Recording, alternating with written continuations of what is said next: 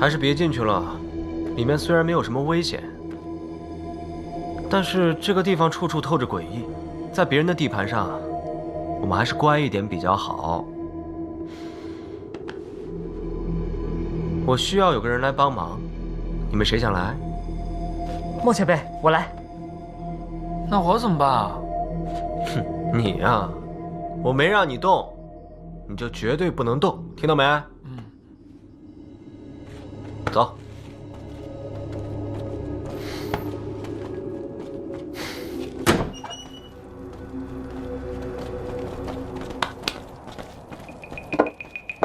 什么鬼味道？你不想办法解毒，来这里干什么？哎，你怎么知道我要叫你过来帮忙啊？我不是来帮忙的。这有人杀了人忘了埋吗？怎么这么臭啊？我说金大小姐啊，你来就一起来帮忙，不来就回去坐好，叫另外一个人过来帮我。谁是金大小姐？你说话给我小心点儿。我倒是要看看你究竟要搞什么鬼。那好，思追，你去打桶水给我，洗灶台。好。洗灶台干什么？你又不是要做吃的。我就是要做吃的。你去把灰给我扫了，把这些什么稻草什么的都给我清干净啊！还不快去！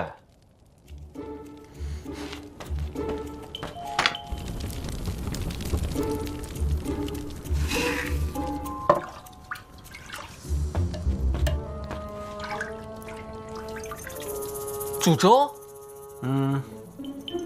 粥有什么好的？清汤寡水。反正也不是给你吃的。你说什么？我干了这么久，还没有我的份。莫前辈，是不是粥可以解毒啊？还是思追聪明。不过解毒的不是粥，而是糯米，一个土法子。哦，难怪您一定要进屋，还要进有人的屋，有人住的地方才有可能会有厨房，厨房里才可能会有糯米，对不对？说得对，来，让开。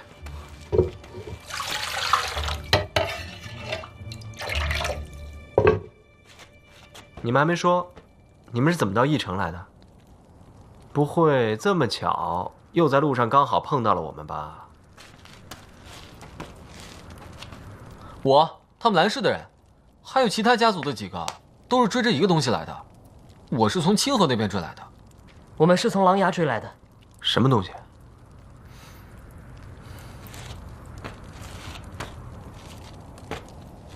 我不知道，他一直没露面，我们也不知道他是什么东西，还是什么人，又或是什么组织。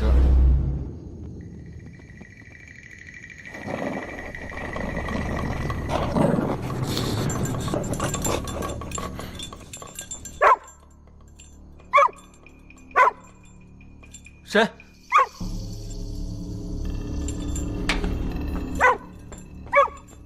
谁啊？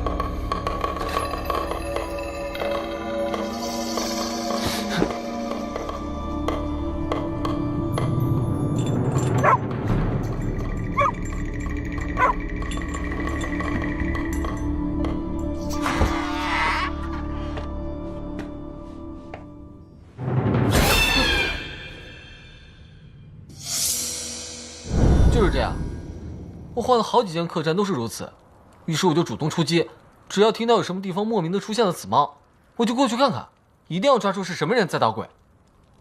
那你们呢？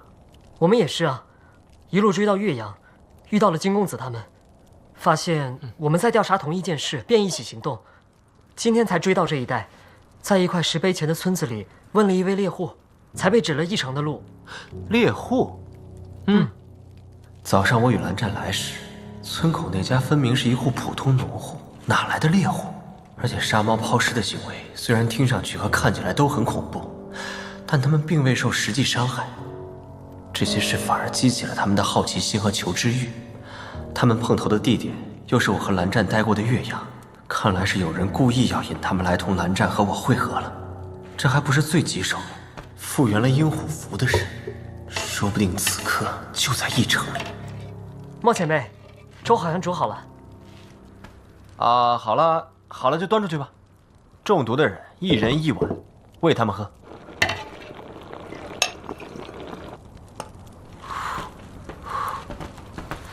金陵，干嘛？小心一点。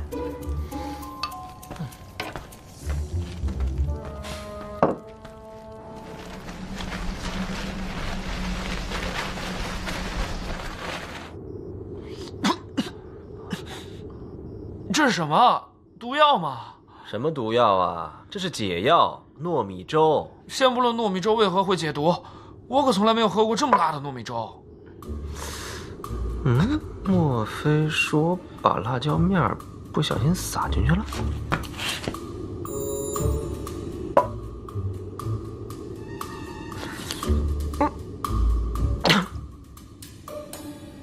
这味道居然有点似曾相识的可怕呢。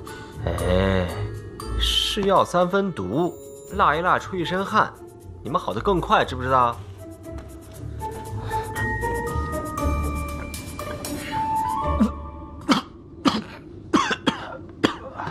喂，你们至于吗？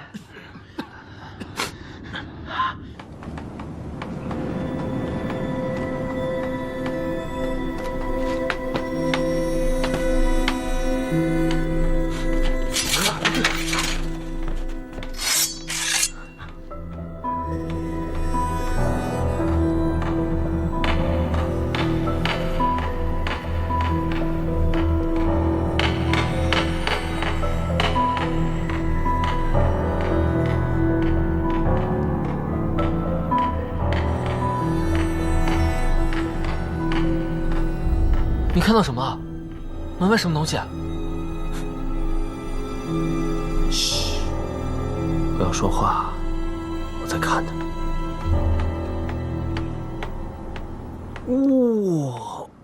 哇，好厉害啊！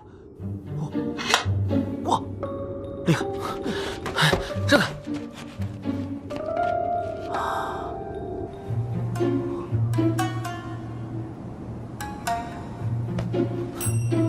什么呀？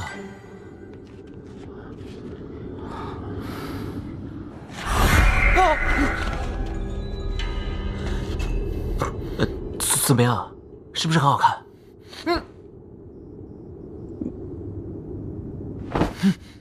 是啊，也不过如此，勉强能看罢了。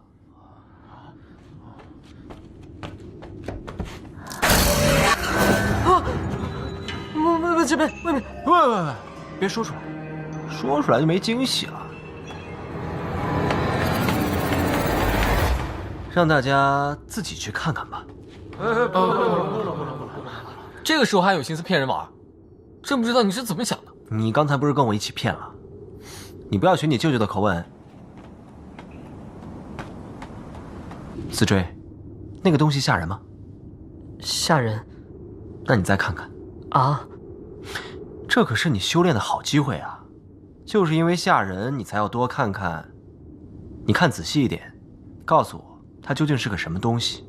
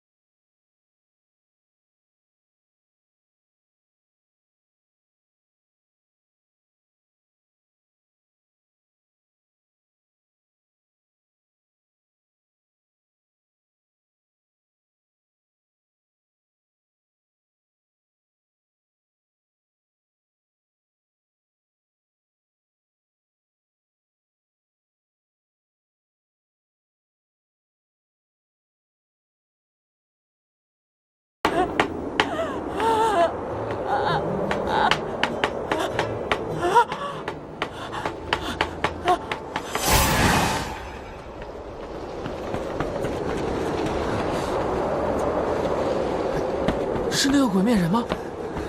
应该不是，那鬼面人的身法和这个人完全不一样。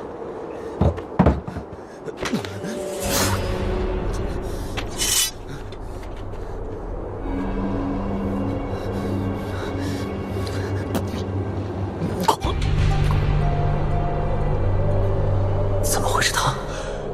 莫前辈，这个人中毒了，这个人得救！怎么救啊？外面屋里都是毒粉，一出去肯定中毒。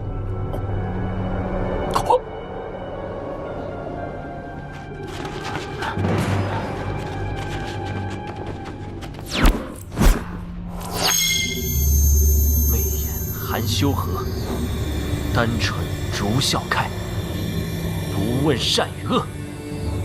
点睛照将来，点睛照将术，把他带进来。除此以外，全灭不了。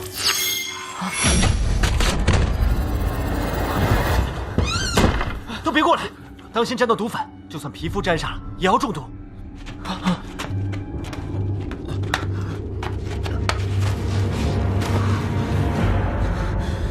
你们是什么人？小师傅，故人在此。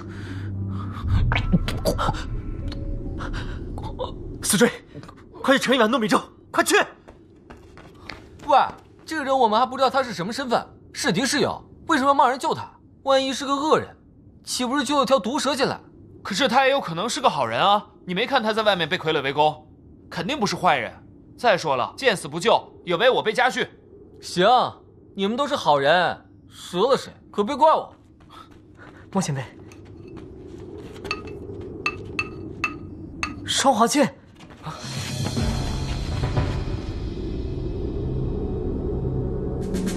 莫非他是小、姓、陈？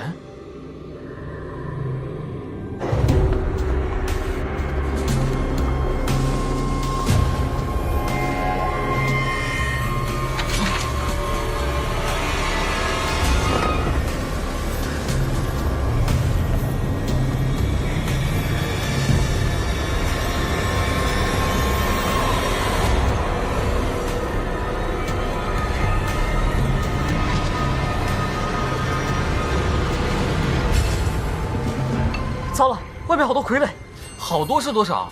我不知道，整条街上都是，大概好几百。我看这个门要撑不住了。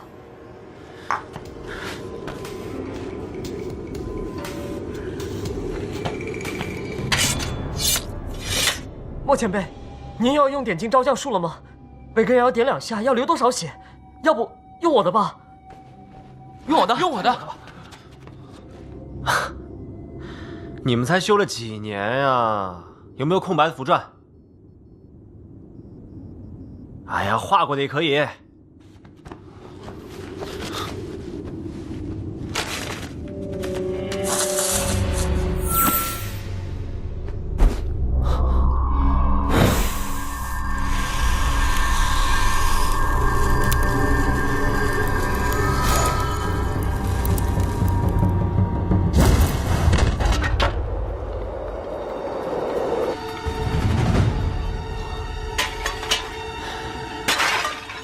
散开！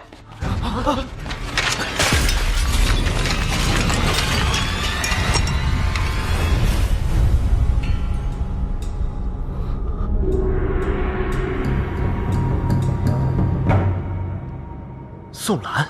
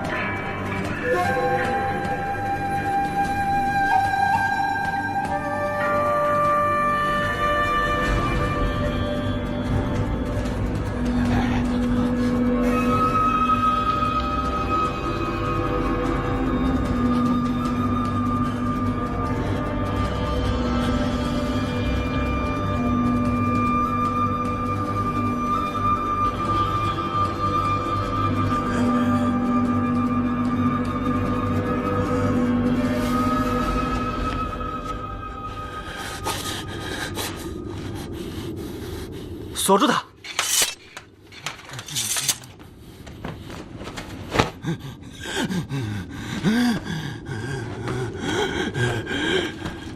宋兄，宋兰，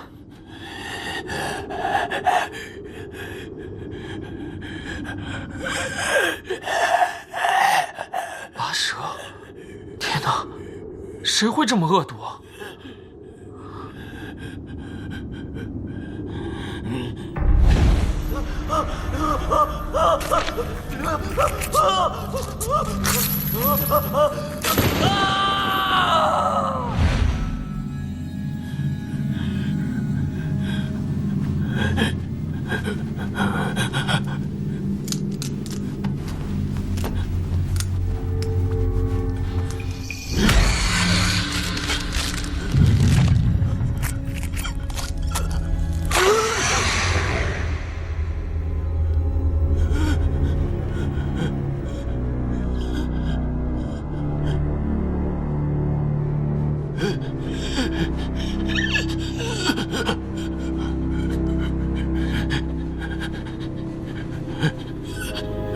你们之中有谁修过问灵吗？我修过。带琴了吗？带了。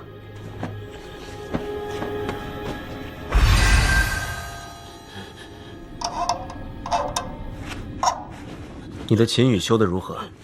实战过吗？请来的灵会不会说谎？司坠的秦语，韩光君说过还可以的。韩光君说让我修精不修多，请来的灵可以选择不答话，但是一定不能够说谎。所以只要他愿意答，那么说的就一定是真话。开始吧。第一个问题，问他叫什么名字？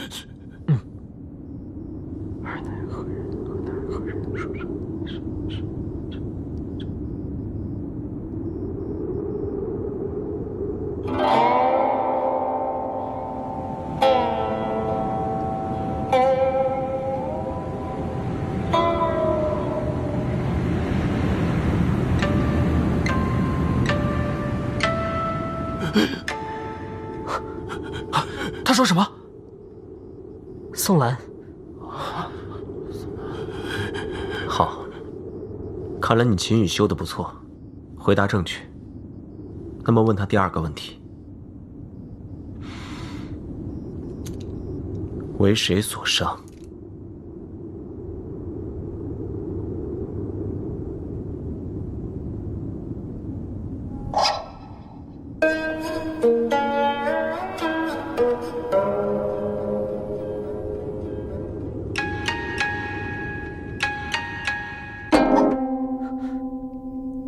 不可能。他说什么？他说小星辰。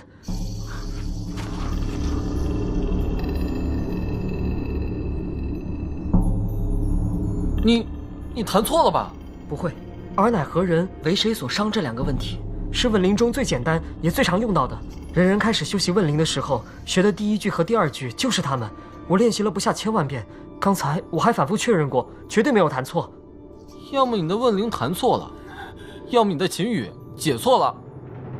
不可能，如果说弹错不可能，那解错就更不可能了。小星辰这3个字和名字在来灵人回答中都不常见。如果说他说的是别的名字，而我解错了，也不可能刚好错成这3个字啊。传说宋兰一直在找失踪的小星辰，可是现在却说小星辰伤了他，他为什么要伤害自己的好朋友？他也不像这样的人啊。司坠，问他第3个问题：为谁所控？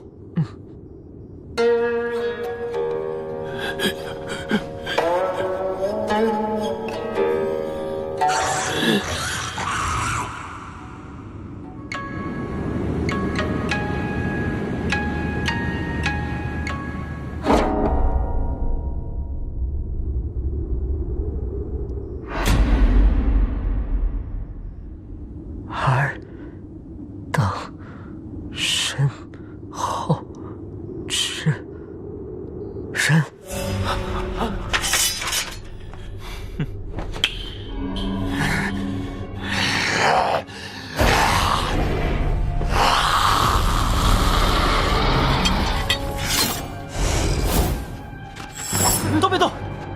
别过来！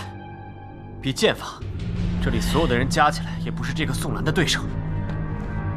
大人跟大人说话，小朋友们就出去吧。都先出去吧，你们在这里也帮不上忙。外面的粉尘应该沉了，出去千万不要乱跑乱踩，激起粉尘，放慢呼吸。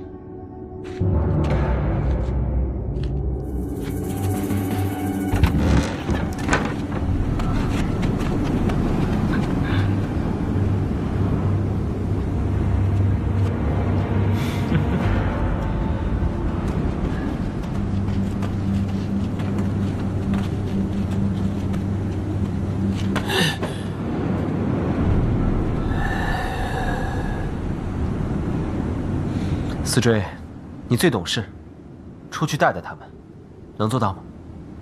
嗯。别害怕啊。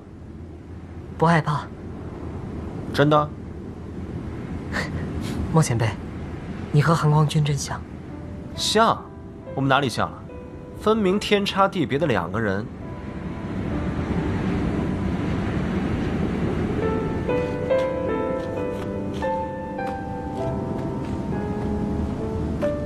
我也不知道，但就是感觉很像，好像只要有你们任何一个人在，就不必担心害怕任何事情。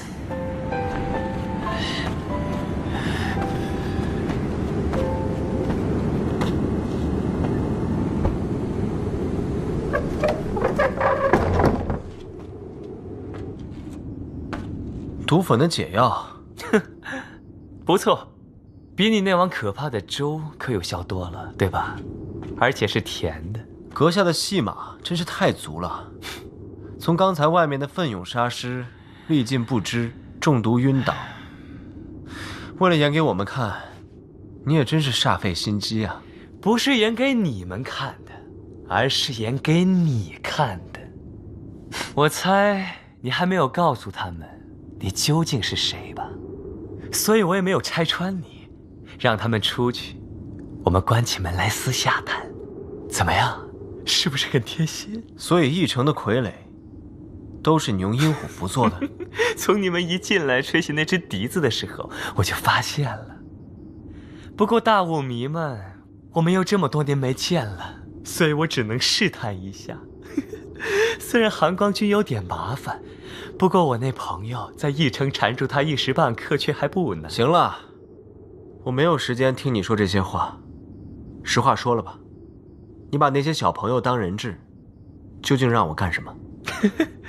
我想让前辈你帮我一个忙，一点小忙。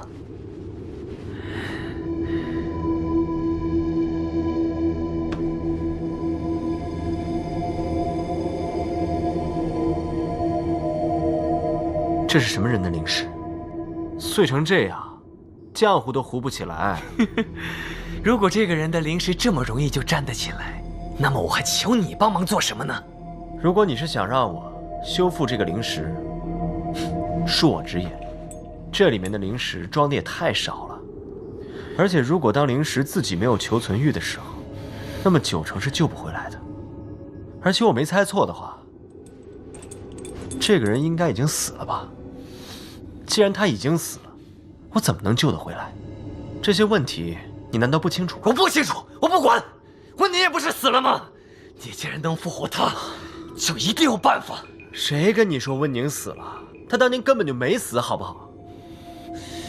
哎，既然你叫我一声前辈，那我就卖你一个乖。江湖上的传言啊，大多都不可信。这个忙你不帮也得帮。前辈，你可不要忘记了，你带的那群小朋友在门外眼巴巴地望着你，等着你带他们脱险呢。多年不见，阁下还真是死性不改啊。薛洋，你好好一个流氓，为什么装其他人啊？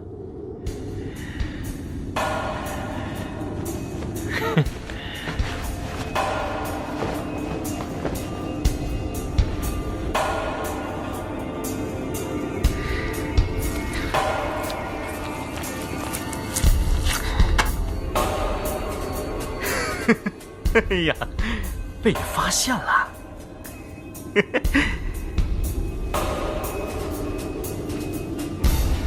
故意装作中毒，让人不好意思不救你进来。故意把双华露出一截，不仅会使用苦肉计，还会利用人的同情心，演得好一派轻易出尘，大义凛然。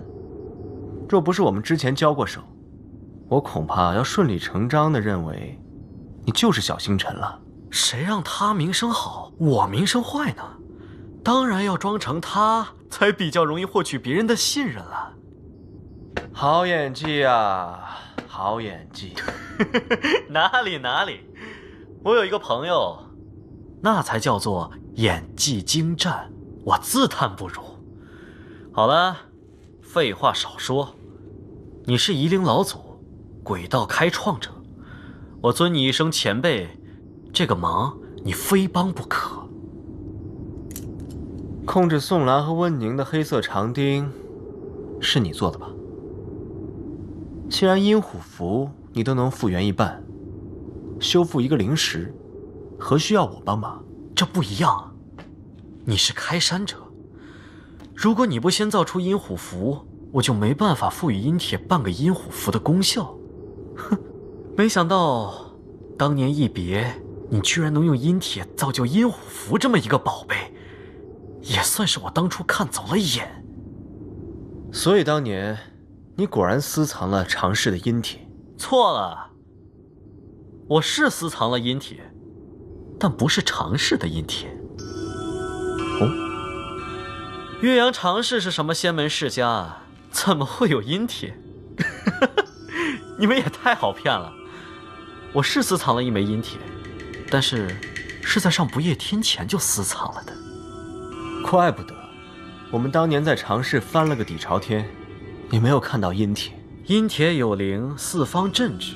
世人只知道这句话，却不知道这后面还有一句：四方之气，尽归玄武。屠戮玄武。所以说呀，魏前辈，你好运气，居然无意之中就发现了封印在铁剑之中的最后一块阴铁碎片。所以你早就知道有5枚阴铁的事实。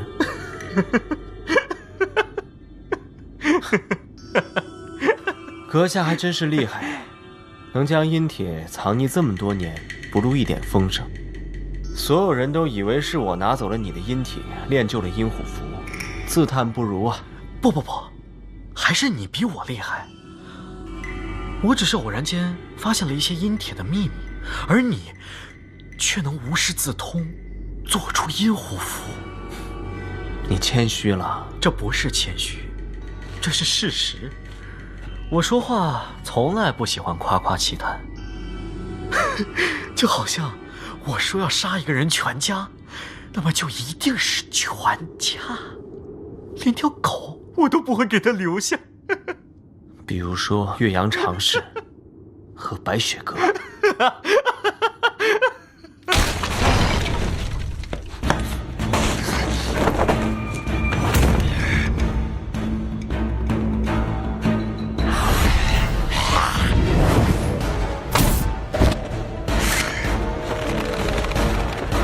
问你，出去打！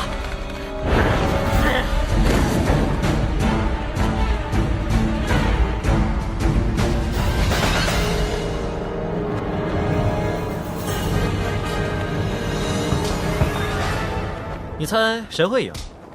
用得着猜，当然是温宁啊。唉，只可惜我给他钉了那么多刺芦钉，他还是不肯听话。有些东西太认主了，也很是让人头疼。温宁不是东西。你没发现这句话很有歧义吗？有。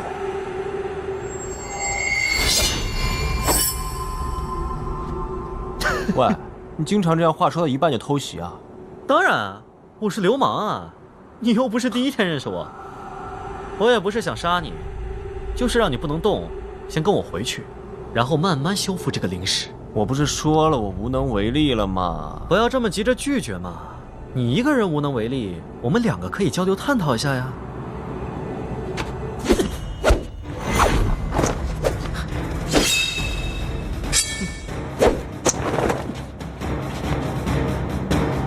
你是欺负我伤重后身体灵力低是吧？是的。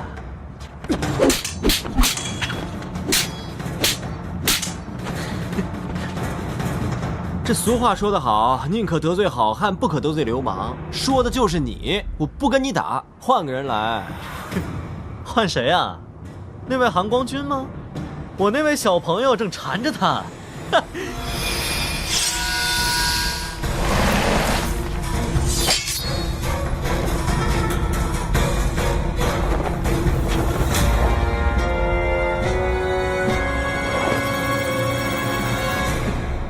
你说这是不是叫来得早不如来得巧啊？韩光君，我们又见面了。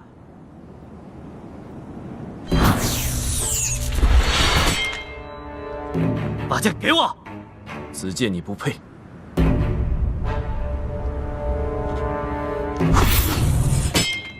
蒋在，这剑名字与你当真绝配啊！退后，这里不用你。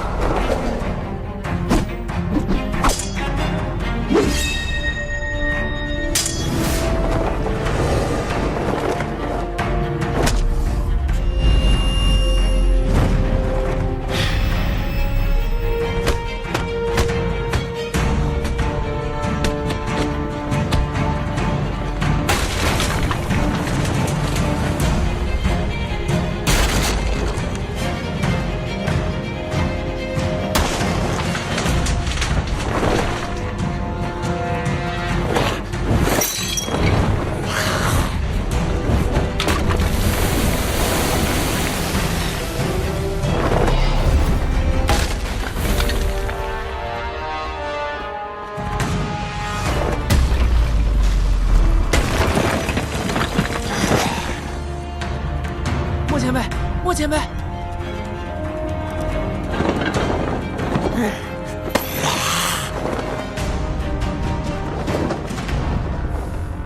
看来这里不需要我。啊，走。哎，看来那里肯定需要我。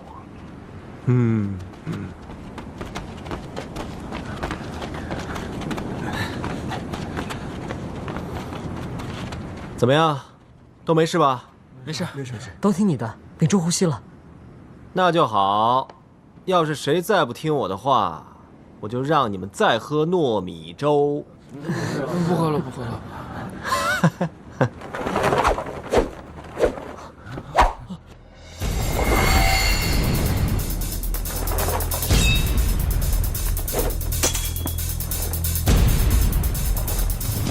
厉害呀！那是，韩光君当然厉害了，他只是不喜欢显摆，可低调了，对吧？你是在问我吗？难道你觉得韩光君不厉害吗？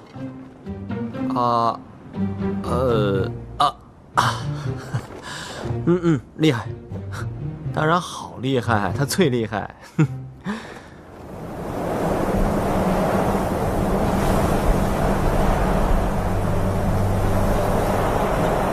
不好，这么多人在，一旦被大批傀儡包围，插翅亦难飞。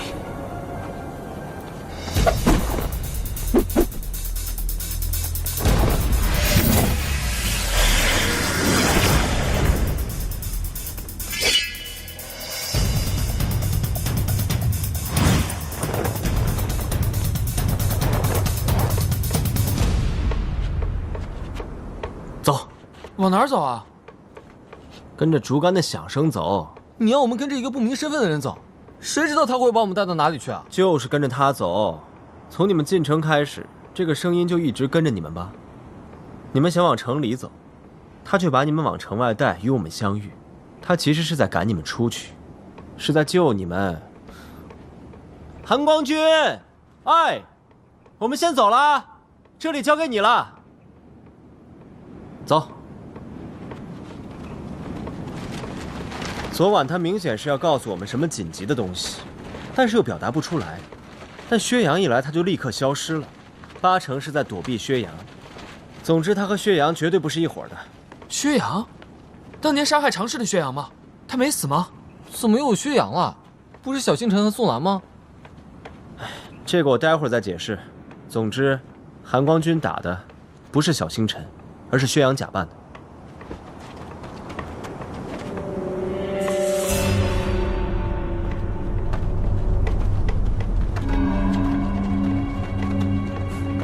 大家都来了，进去吧。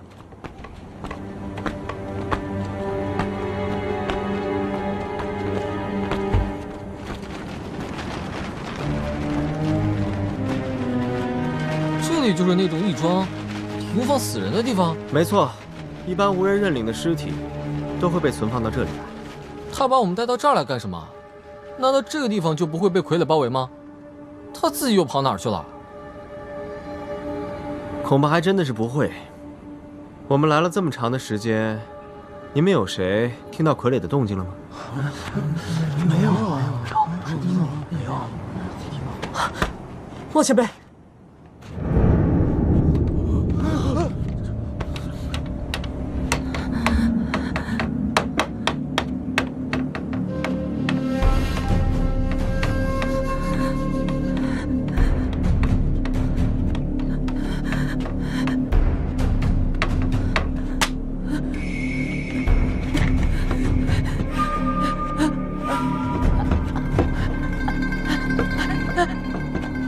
他好像要我们帮他打开这个棺材。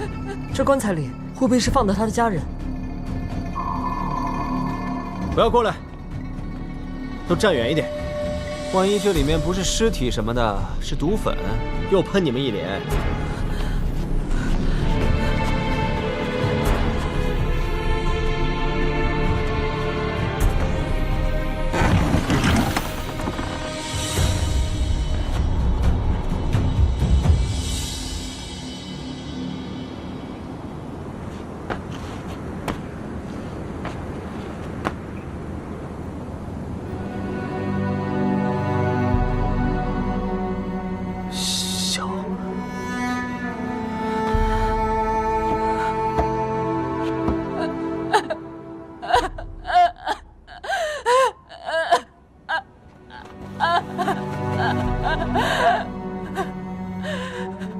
莫前辈，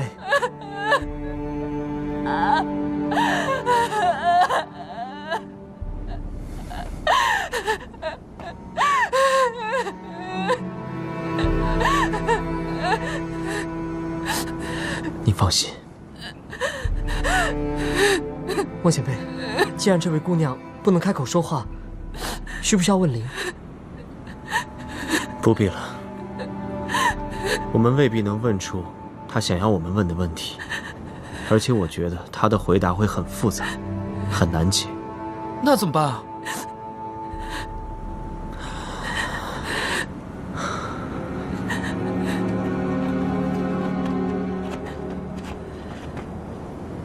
共情。不行，太危险了。这种歪门邪道，稍不注意就会玩火自焚，进去就出不来了。要是没有一个……好了，没有时间了，赶紧都站好，开始吧。做完了还要回去找韩光君呢。共情。不行，太危险了。这种歪门邪道，稍不注意就会玩火自焚，进去就出不来了。要是没有一个……好了，没有时间了，赶紧都站好，开始吧。做完了还要回去找韩光君呢。金陵，你做监督者。我？你让我监督你做这种事？金公子不愿意的话，我来吧。金陵，江家的银铃带了吗？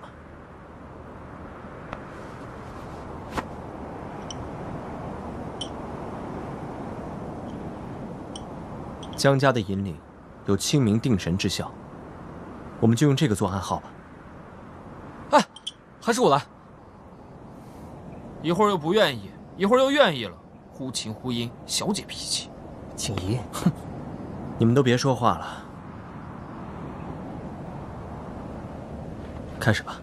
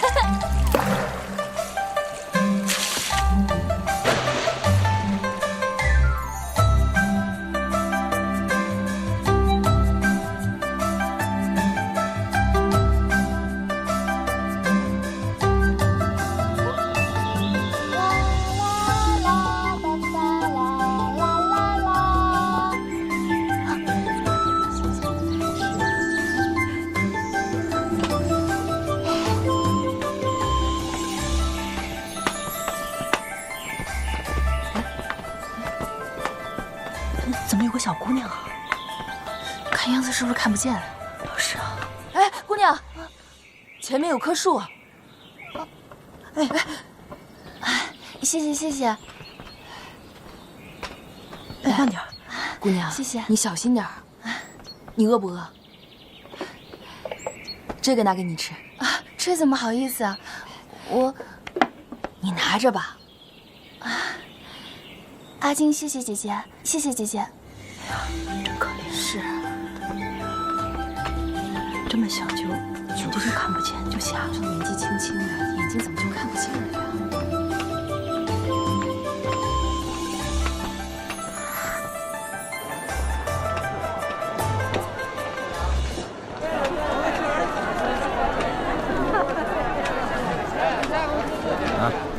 拿好啊！好，谢谢。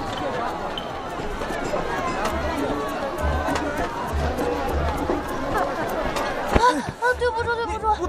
不戴眼镜的。我看不见，对不起。你看不见？嗯。哦，那走路小心点吧，啊！哎，姑娘，我送送你吧，啊！哎，小心啊，姑娘。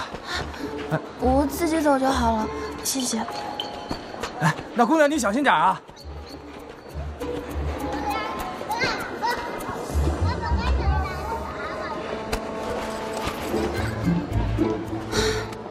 臭男人，都这副德行，穿的人模狗样的，身上就这么点钱啊，掐着晃都晃不出一个响。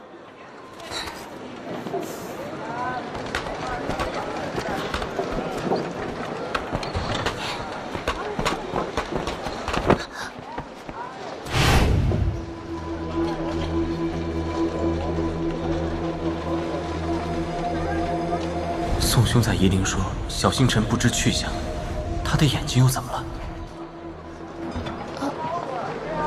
对不住，对不住，我看不见。我没事。姑娘，你也看不见吗？是啊。那你慢些，不要走这么快，再撞到人就不好了。哦。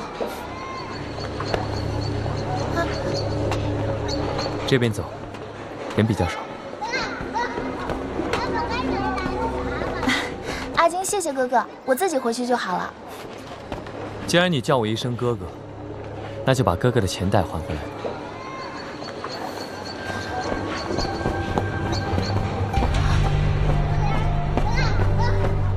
死丫头，把钱还给我，还给我！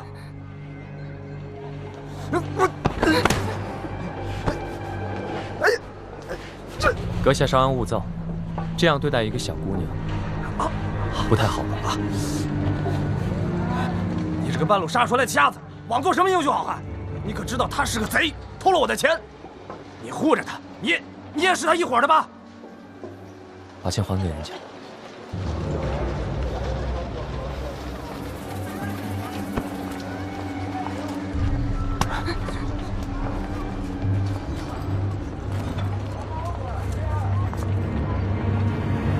哼！你胆子也太大了，看不见，居然还敢偷东西。他刚刚摸我，我收他点钱怎么了？他那么大一个钱袋子里面，就装了这么点钱，还好意思凶巴巴的要打人，穷碎鬼！既然如此，你更不应该去招惹。若是今天没有人在场，一耳光可解决不了这件事。小姑娘，好自为之吧。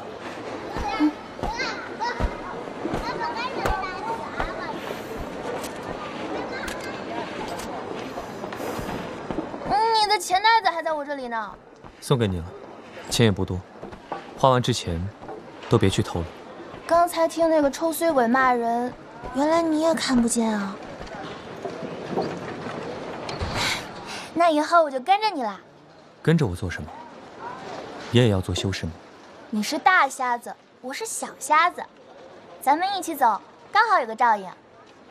我没爹没娘，跟谁走不是走，去哪儿不是去啊？再说了，你要是不答应我，你给我的这些钱，我可很快就花光了。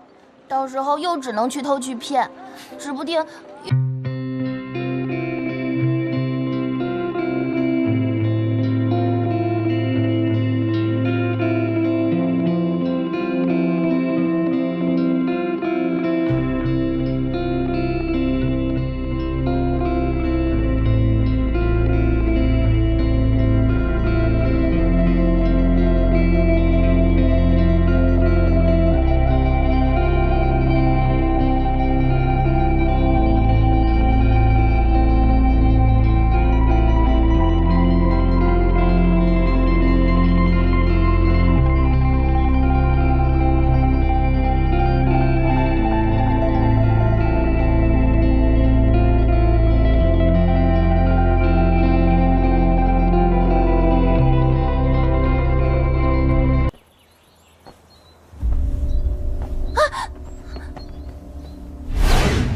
怎么了？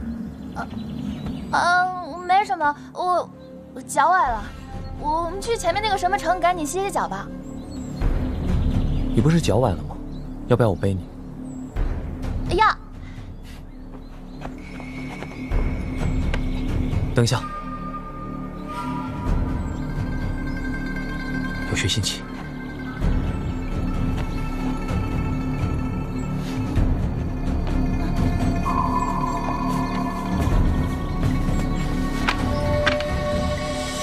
怎么了？有个人躺在这儿。他是不是死了呀？我们要不要挖个坑把他埋起来？还没，只是受了重伤。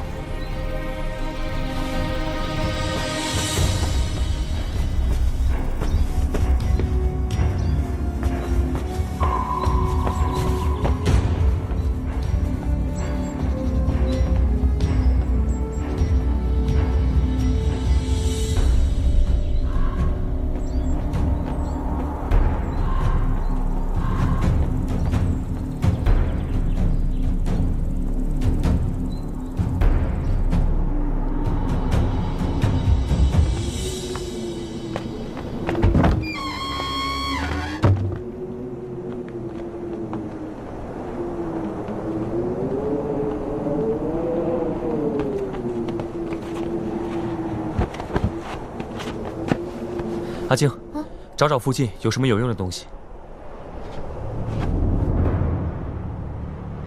这儿有个盆，找个炉子烧点水，小心点。哦。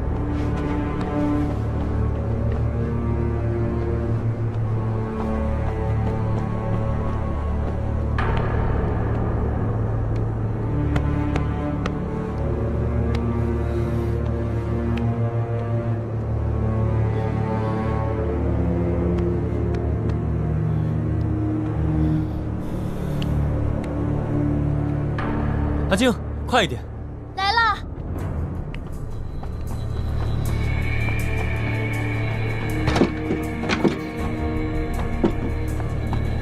水在这儿。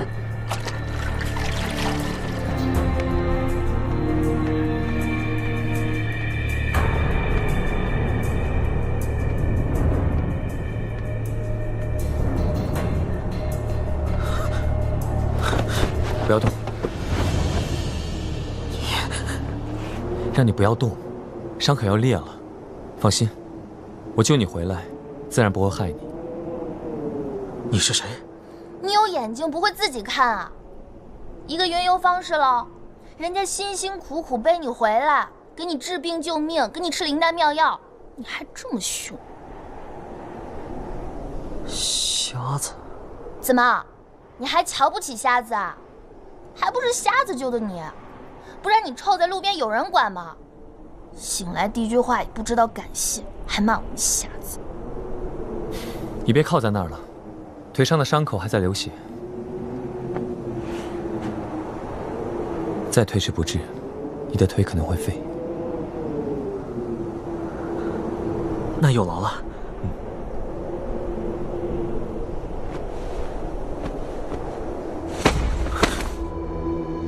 怎么？我碰疼你了吗？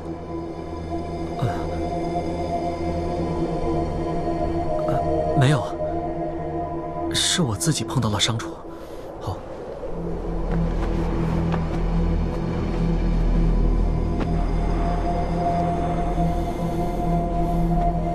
仙友都不问问我是谁，又为什么受这么重的伤？既然你不说，我又何必问呢？萍水相逢，垂手相助而已。对我来说，也不是什么难事。但你伤愈之后，便各奔东西了。换作是我的话，有许多事，也不希望别人问起。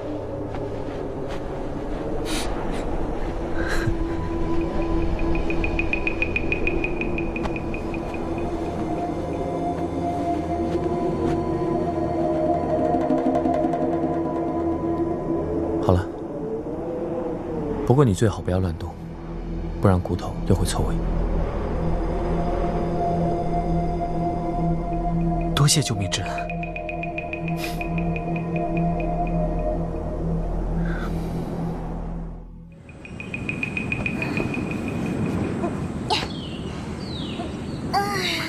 喂，小瞎子，你干嘛？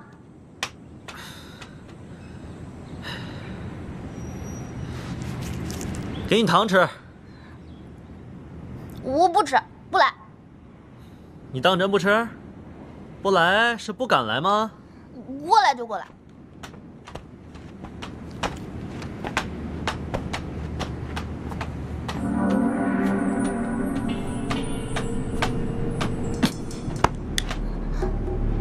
你拿什么东西丢我？糖啊，请你吃。哦，忘了你看不见，接不住，掉你脚边了。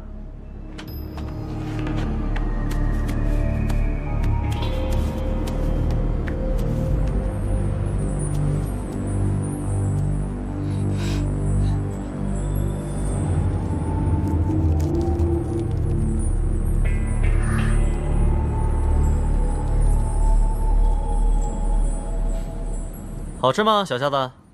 我有名字的，我不叫小瞎子。唉，你又不告诉我名字，我只好这么叫你了。你听好了，我叫阿晶，再不许小瞎子小瞎子叫我。你这人真怪，浑身是血，受这么重的伤，身上居然还带着糖。你还有吗？小时候我可喜欢吃糖，就是一直吃不到，看着别人吃嘴馋，所以我就一直在想，要是有一天我发达了，那我身上一定带着吃不完的糖。那所以你还有吗？当然有，你来，我就给你。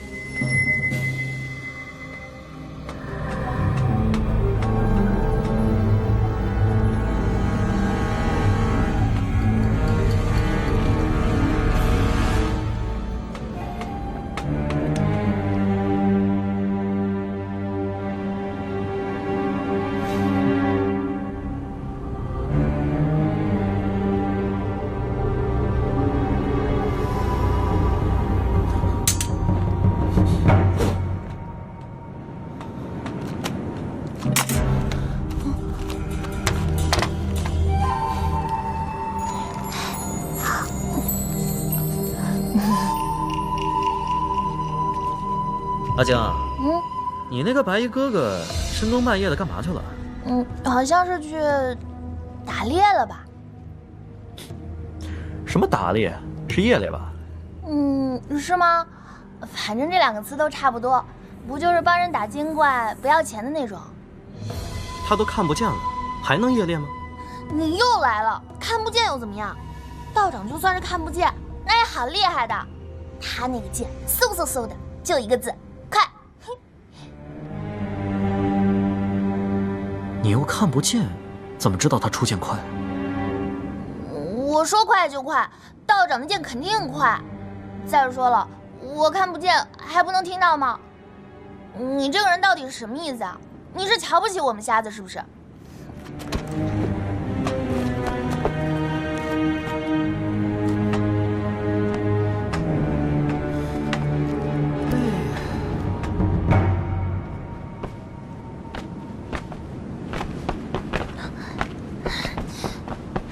里了？我去寻点木材和茅草回来，补补屋顶，以免晚上我出去的时候，你们又要受冻。你晚上还要出去啊？又要夜猎？帮忙而已。要我帮忙？我收屋顶。不必劳烦。千友，你会？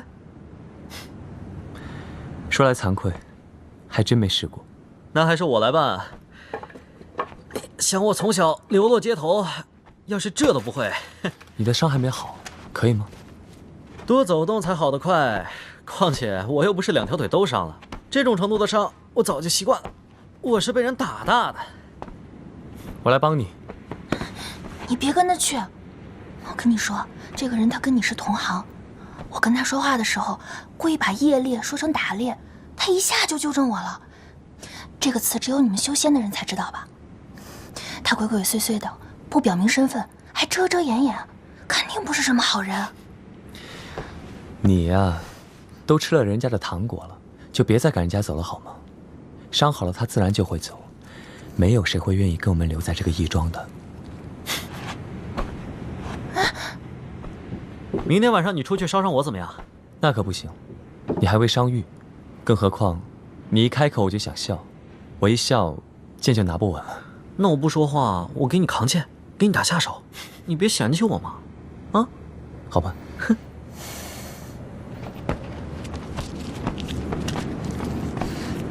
来，慢点啊。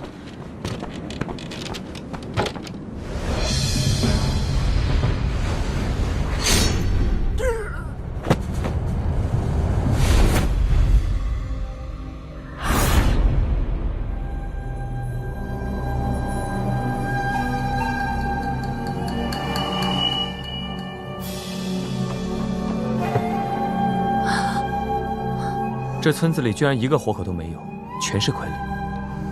不错，好在你的剑能自动指引傀儡，否则光凭我们2个人，很难杀出重围。在村子里再查看一次吧，如果真的没有活人留下了，就尽快将这些邪物焚烧掉。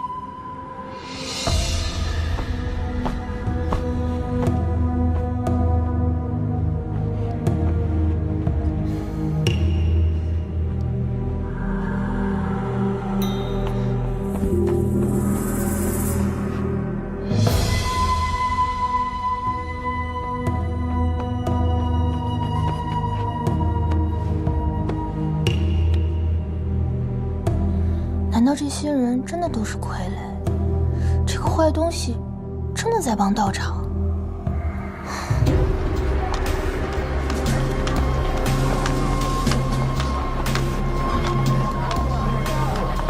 熬了眼，我跺着脚的走在一起啊，真有意思。拐着走呀。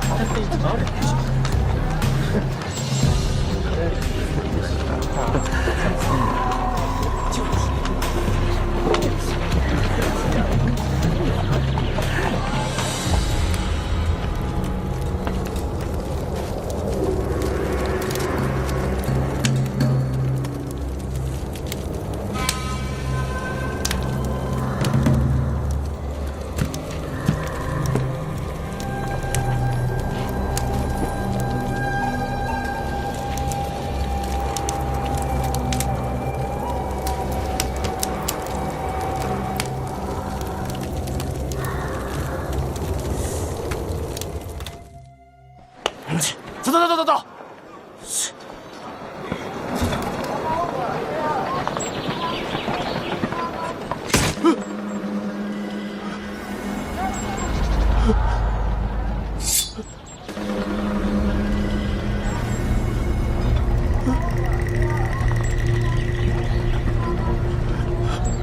小星辰。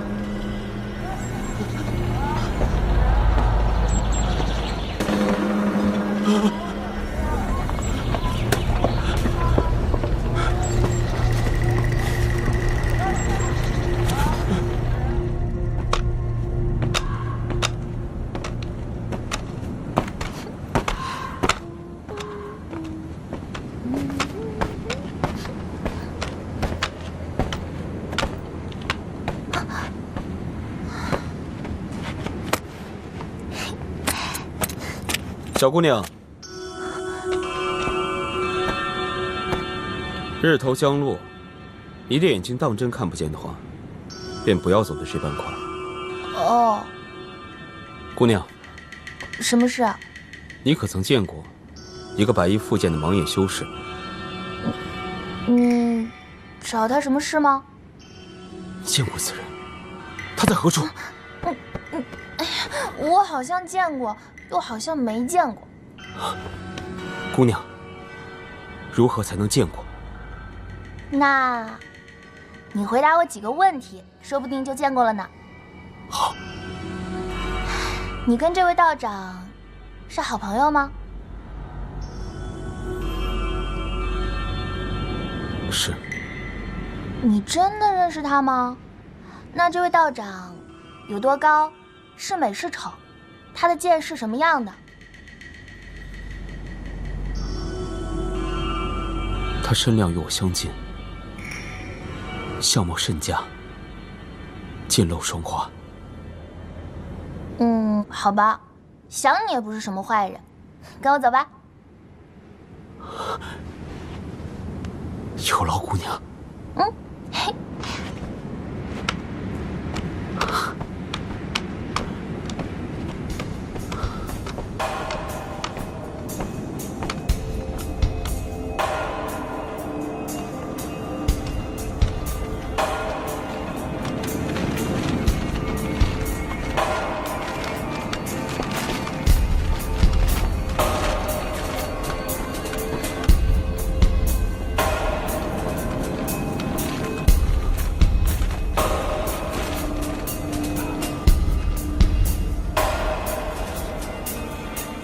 怎么了？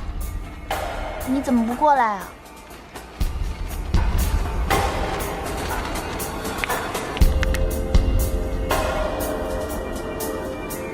快点啊！你怎么不走啊？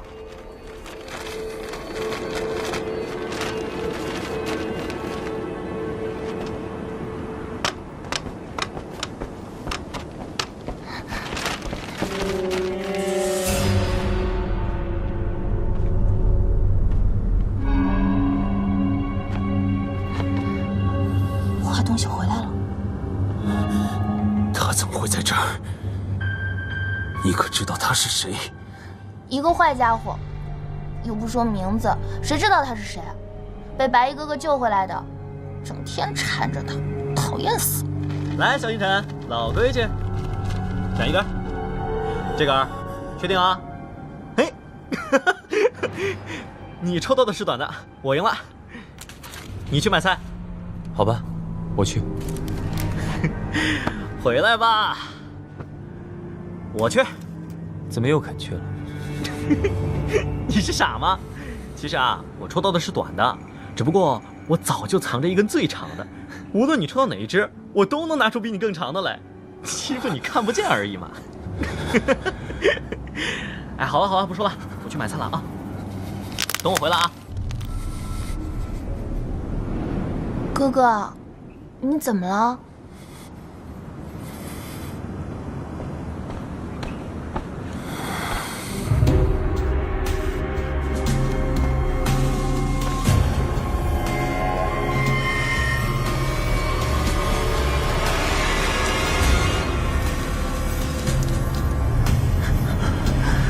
不要，不要！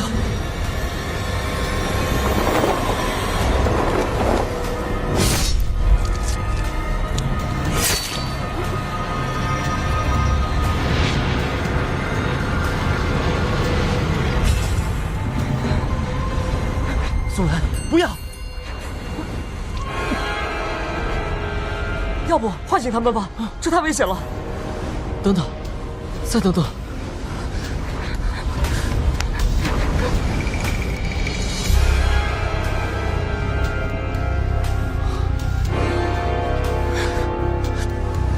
还不快摇铃！快摇铃啊！莫前辈，莫前辈，醒了！莫前辈，怎么还不醒？莫前辈，莫前辈，快醒啊！血压，其他眼盲。骗得他好苦。他眼盲，他眼盲是因为把眼睛给了谁呀？薛洋，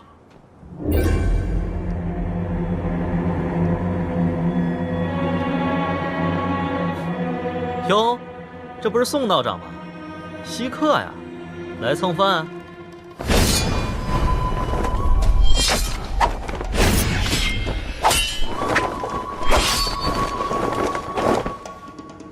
臭道士，我这心血来潮出来买次菜，你却出来煞风景。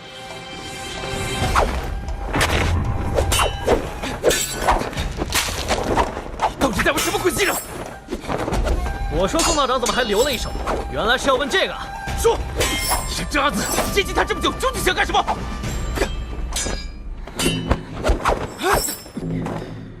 没想到宋道长居然这么了解我呀！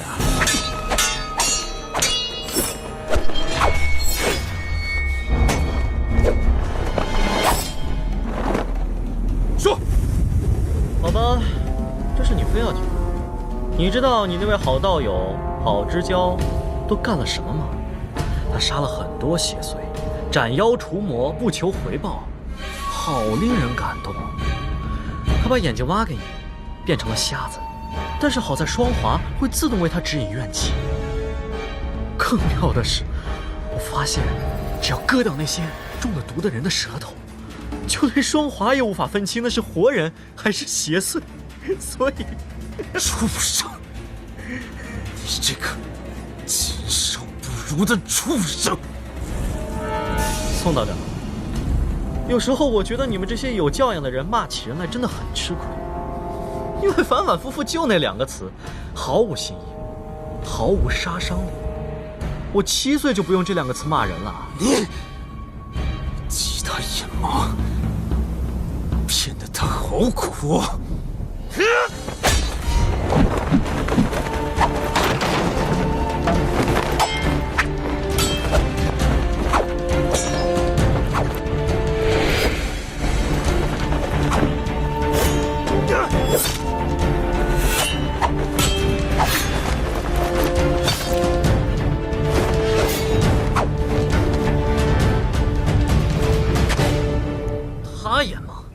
他眼盲是因为把眼睛给了谁呀？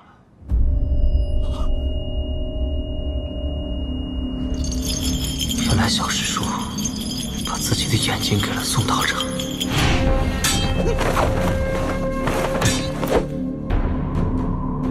你是拿什么立场来谴责我的？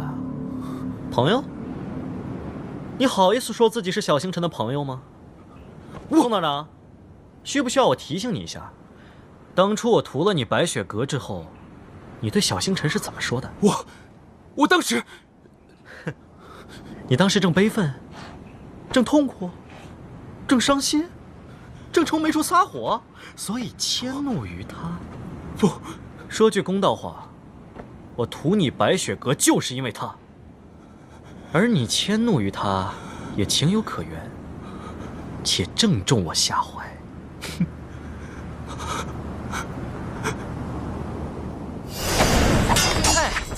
说从此不必再见的，不正是你吗，宋道长？他把眼睛挖给了你之后，就从你眼前消失。现在你又为何找来？你这不是让人为难吗？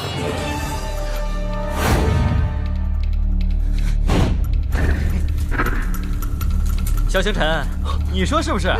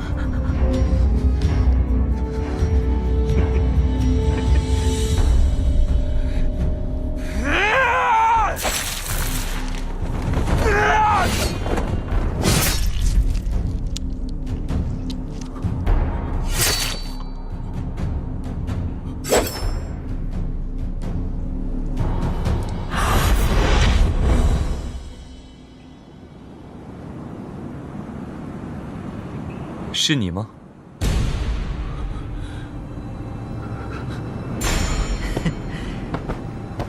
我在，你怎么来了？双华有意，我顺指引来看看。是傀儡吗？是吧？刚才叫的好凶，不过他已经不行了。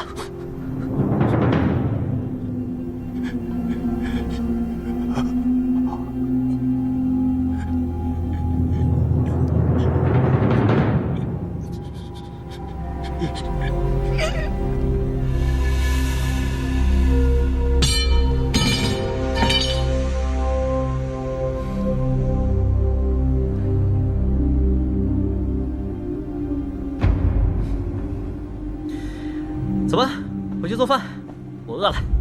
菜买好了？买好了。回来的路上遇到这么个玩意儿，真晦气。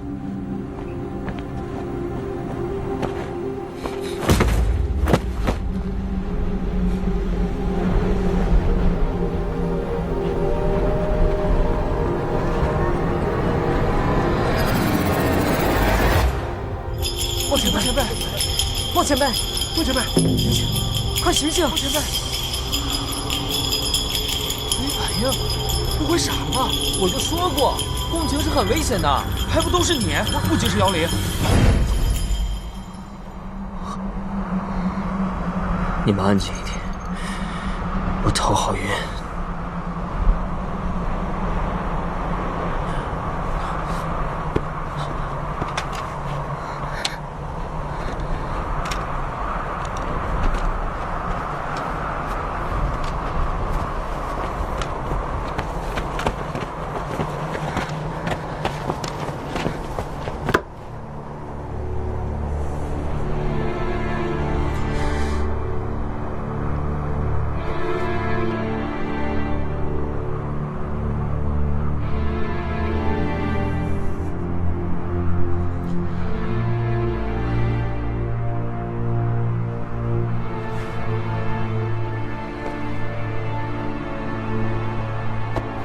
辛苦了。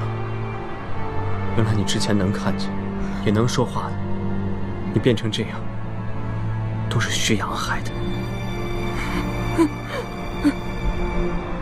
放心，你们现在留在这里，城里的傀儡是不会到这间义庄来的。我去就回。莫前辈，刚才共情的时候，你到底看到了什么？太长不说，日后再表。就不能长话短说，别吊人胃口。好说，薛洋必须死。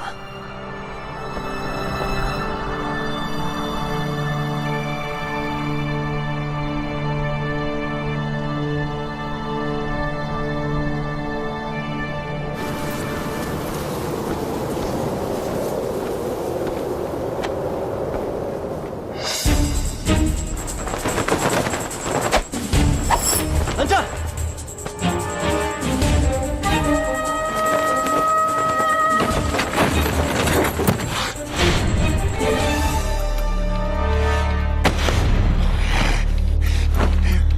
问你，按住了。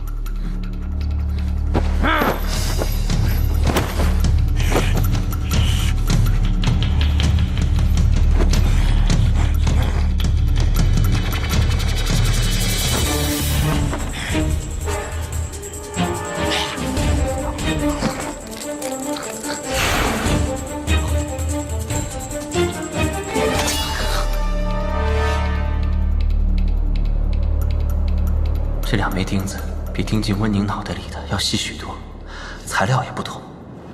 宋兰要恢复本性，应当不难。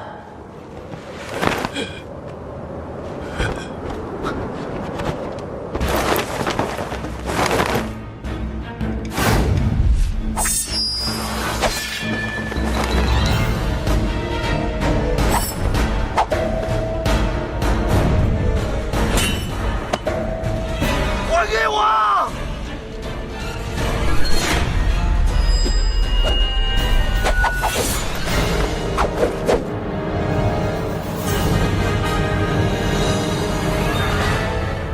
薛洋，你要他还给你什么？双华吗？这双华又不是你的剑，你凭什么要他还给你？要不要脸啊你？魏前辈，可真不留情面呀！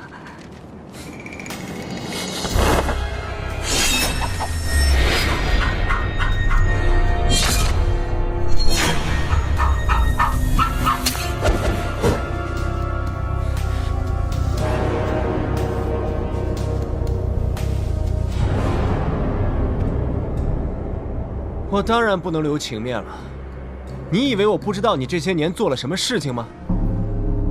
当年你被仇家追杀，小星辰好心救了你，你却对他恩将仇报，把活人变成傀儡，欺骗小星辰，还把宋兰变成如今这般模样，连阿晶一个小姑娘你都不肯放过。